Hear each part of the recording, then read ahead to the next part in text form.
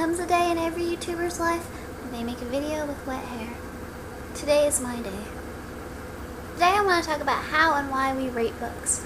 In the current age of Goodreads and YouTube, readers who participate in these sites feel the need to give books star ratings based on their reading experiences.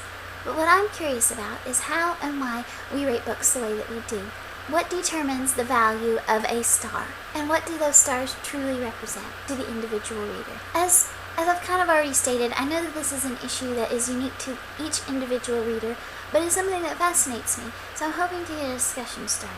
First, I'd like to briefly discuss the how. How do we determine the value of a star? I struggle with this quite often, from reading books ranging from literary fiction and classics to contemporary YA. There are several factors that can go into determining the value of a star, but I feel like the two main ones are the quality of writing and the quality of the overall reading experience.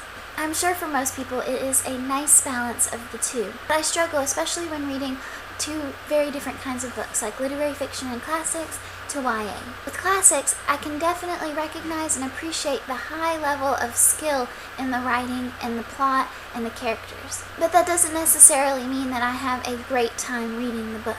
And on the other hand, I might have a great time reading a fast-paced YA novel, but the writing is mediocre. These are just examples, tons of examples of this in all genres of books. When I finish a book and it comes time to log into Goodreads and finally rate the book, I'm never totally sure which feeling I should express. Should I express my appreciation and respect for the author's talent, or should I express my overall pleasure with the reading experience?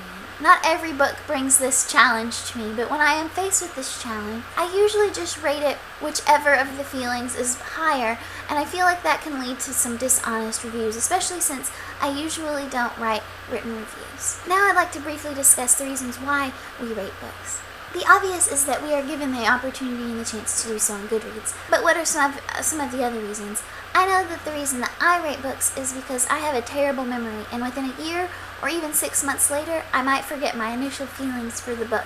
So giving it a star rating is a concise way to express my feelings for the book, and also a concise way for me to come back and look at the star rating to remember briefly how I felt about the book without having to write a full-length review. But now, since I currently create videos online where I discuss the books that I've read, is it still necessary for me to give them a star rating if I am expressing in words the way that I feel about the book? I don't know.